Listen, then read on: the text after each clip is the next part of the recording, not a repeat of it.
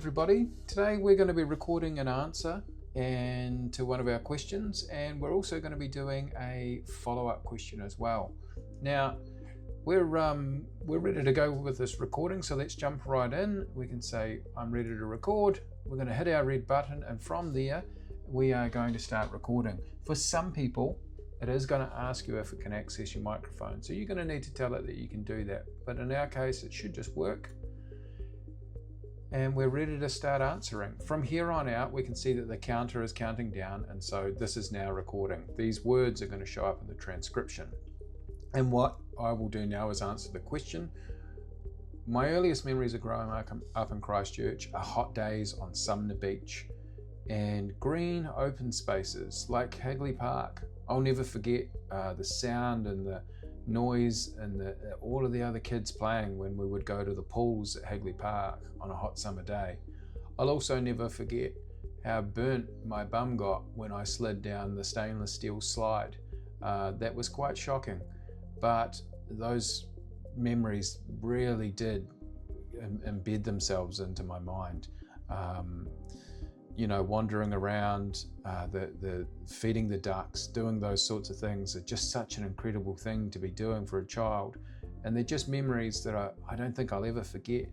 And it's always wonderful to go back there now and visit Christchurch again, and take my own kids as well and have those little walk down memory lane. So that's the end now. I could have done this on my mobile phone. I could have done this on a laptop or an iPad. Today we're doing it on a desktop. So we are uploading that audio file so that it's saved. We're converting our speech, and here we go. We can even see where I've started recording and put the wrong part of the answer in. So what we can do, because we don't actually want this in our book, we can just hit the edit button, and now we can go to here where we actually start answering the questions. We can delete it, and then we can save it. We can see that it's got the spelling and the context to Hagley Park right. And in some other cases, what we might find is that it's done a really good job. Perhaps we want paragraph breaks in or something like that. And that's what our AI cleanup tool is for. And so let's just hit that AI cleanup button and put in some well-positioned paragraph breaks. And in most cases you're probably not going to have that the beginning that I did. You'll probably be a wee bit more better planned, but on the screen here we've got our audio recording. We can play that back at any time. We are currently cleaning this up and getting this all sorted so that the AI will just go through here and just embed these paragraph breaks into those to perhaps where they should be, so that it looks a bit better when our book is published. We can go in ahead and save that now. If we didn't like it, we can undo it, or we can continue to make edits. The next thing we're going to cover off is what it's like to generate a follow-up question. Now, when we built this product, one of the things that we saw from some of the competitors is that when Mum would answer a question, sometimes she would give a really good answer, but there was more to it. And that's how a conversation works.